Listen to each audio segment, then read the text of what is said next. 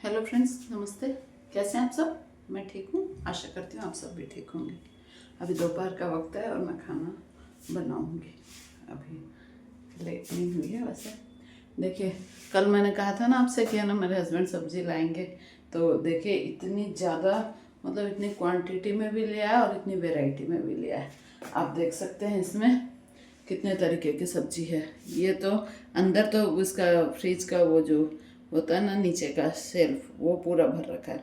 मतलब परवल, भिंडी और क्या काली गाजर लाए हलवा बनाने के लिए। लेकिन मैं अभी नहीं बना रही, 2-4 दिन बाद, मतलब 2-3 दिन बाद बनाऊंगी, क्योंकि मेरी बेटी भी आने वाली है। तो फिर ना उसके सामने, नहीं तो अभी से यदि बना लूँगी तो फिर थोड़ा सा ख़राब होने में आ जाएगा, इसलिए। और सबसे मेरी बेटी का प्रिय चीज़ क्या है? बथुआ। ये देखो, इसको मैंने एयर टाइट डिब्बे में रख दिया है और 2-4 दिन तक ख़राब नहीं होगा। तो बेटी बोलते मम्मी खाना मत। मैं बोली इसको खा लेंगे तो दूसरा और आ जाएगा, उसको काट के रख देंगे ऐसे बिंदार के। तो मैं बोली चिंता मत कर, तेरे लिए और आ जाएगा। तो ऐसे ही फ्रेंड्स। और आज मैं बनाऊंगी दाल और कोला मूली, कोला की सब्जी और मूली की। देखिए मैंने सब बिंदार के प्रिपरेशन करके सब रख दिया, बस अब बनाऊंगी आपसे बात हो करके। ऐसे ही फ्रेंड्स। और कल हम लोग गए थे किट्टी में, बहुत मज़ा आया ऐसे ही। और फिर आज उस फ्रेंड का फ़ोन आया, मतलब मैसेज आया है कि आज वो मतलब माता जी ये मंदिर में है ना, दुर्गा माता, उनको चुनरी चढ़ाएंगी। तो उसका भी एक ग्रुप क्रिएट कर लिया उसने। तो फिर वो बोली सबको आने के लिए, बोले ढोल के साथ, ढोल बाजे के साथ जाएंगे, चुनरी उड़ा के आएंगे माता को। मैं बोली ठीक है, आ जाएंगे। और फिर ऐसा ही है। और फिर आज बहू आई हुई है नीचे, जो शादी हुई थी ना, तो आज उसकी मुँह दिखाई करने जाएंगे, क्योंकि उन्होंने तो बाहर जाके शादी की थी ना फ्रेंड्स।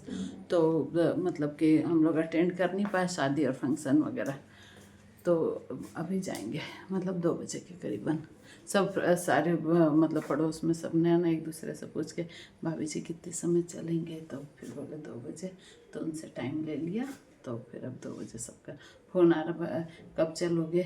ऐसे करके तो होता है ना फ्रेंड्स सबके। तो फिर ऐसे करके 2 बजे चलेंगे। और फ्रेंड्स, अब उस सर्दी का क्या पता क्या हो रखा है आज। इस बार सर्दी पड़ ही नहीं रही है। नहीं तो पहले तो हमारे दिसंबर में राजस्थान में मतलब हमारे 4 डिग्री तक पहुंच जाता था, और बहुत पहले तो 2 डिग्री तक पहुंच गया था हमारे जयपुर में। लेकिन ना क्या बोलते हैं, अभी इस बार तो देखो दिसंबर आने को है, ये सारा ग्लोबल वार्मिंग के ही चक्कर है मेरे विचार से, तो ऐसे ही लगता है मुझे। ऐसे ही फ्रेंड्स। और ये जो मैं कथा की बात बोलती हूँ ना, तो मैंने आज इनके साथ चर्चा की। तो हम लोग कभी भी चर्चा कर लेते हैं, ऐसे नहीं कि कोई निश्चित टाइम है, खाना खाते समय या फिर है ना पेपर वेपर पढ़ते समय मैं थोड़ा सा पूछ लेती हूँ इनसे। और फिर उससे भी पूछ लेती हूँ, गूगल से, एआई से। तो वो उनसे आज मैंने एक बात पूछी कि क्या वो एक राजा थे, मतलब कि जैसे भगवान यहाँ अपने हिंदू शास्त्र में कहा गया है फ्रेंड्स कि बहुत सारे कल्प होते हैं, और कोई भी चीज़ मतलब जैसे भगवान अवतार लेते हैं ना, जैसे रामचंद्र जी, तो उनके अवतार लेने की वजह क्या क्या थी। तो ये सब भी मतलब 3-4 वजहें थी जो सारी सम्मिलित होके फिर उनका अवतार हुआ। जिसमें से एक वजह तो ये थी शायद कि जय विजय थे उनके, विष्णु जी के मतलब द्वारपाल। तो कोई ऋषि आए तो उनको आने नहीं दिया, तो उन्होंने श्राप दिया कि तुम दोनों राक्षस कुल में जन्म लोगे। तो रावण पहले तो वो बने हिरण्याक्ष और हिरण्यकश्यपु। हाँ, फिर उसके बाद उन्हीं की जोड़ी बनी ये रावण और कुंभकर्ण, ऐसा करके बताया जाता है अपने शास्त्रों में। तो एक तो वजह ये थी राम जी के जन्म लेने की, क्योंकि वो बहुत असुर लोग जो थे ना, वो यज्ञ नहीं करने देते थे ऋषियों को, और जो भी मतलब पूजा पाठ में विघ्न डाल देते थे ऐसा करके। तो उनको मारने के लिए, उनको ख़त्म करने के लिए फिर राम जी का जन्म हुआ। तो एक तो कथा ये थी। और दूसरी ये थी कि है ना, एक बार नारद जी को भ्रम हो गया था कि उन्होंने काम को जीत लिया है। और फिर उसकी भी एक कथा है फ्रेंड्स। तो वो विष्णु जी के पास आके बोले कि मतलब कि मैंने तो काम को जीत लिया इस टाइप से। तो फिर विष्णु जी उनका तोड़ने के लिए मोहिनी रूप बनाए।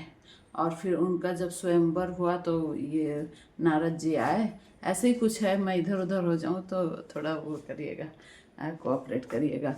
तो क्या हुआ कि वो जब स्वयंवर में गए तो वो मोहिनी रूप बनाया था इन्होंने, विष्णु जी ने, और स्वयंवर हो रहा था।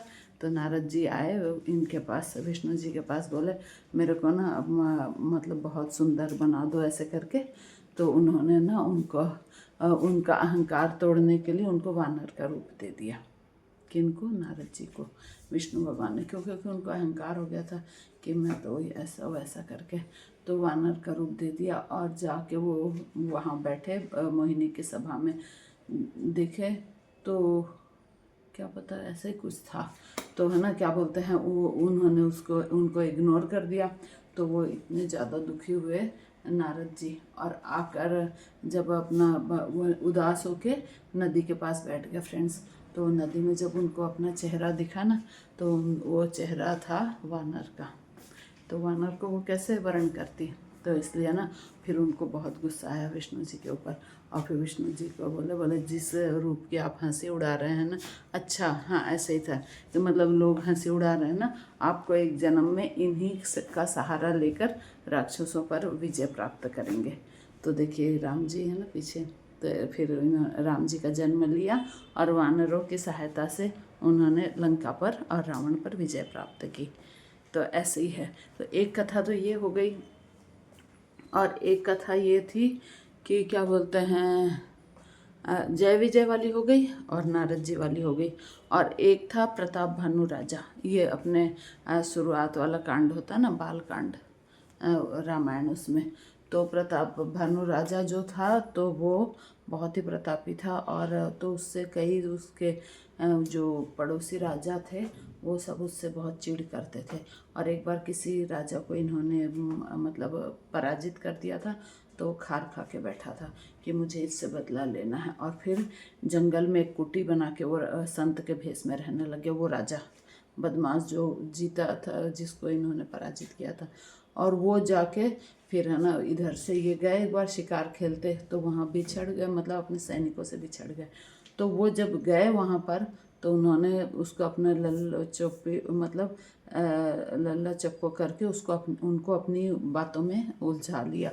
और फिर बाद में उनके वहाँ पर आके और रसोइये के रूप में आ गया, और आके ब्राह्मणों के खाने में विष नहीं, गोमांस मिला दिया। और फिर बाद में खुद ही अफवाह फैला, मतलब ये बात फैला दिया। तो ब्राह्मण सब बहुत नाराज हुए प्रताप भानु राजा के ऊपर, और फिर उनको श्राप दिया कि तुम अपने कुल के सहित नष्ट हो जाओगे, ऐसे करके किसी जन्म में। तो वो रावण का जन्म हुआ इसलिए। और फिर बाद में आप जानते हैं फ्रेंड्स कि राम जी ने उनके कुल सहित उसका विनाश किया। ऐसे ही है। तो छोटी छोटी सी ना बहुत ही मतलब आश्चर्यजनक कथाएं होती हैं अपने हिंदू धर्म में, और सारी सत्य भी साबित होती हैं। तो इसीलिए मतलब अपने को अपने कर्म पर ध्यान देना चाहिए, और भगवान का पूजन पाठ और सब हंसी खुशी जीवन बिताना चाहिए।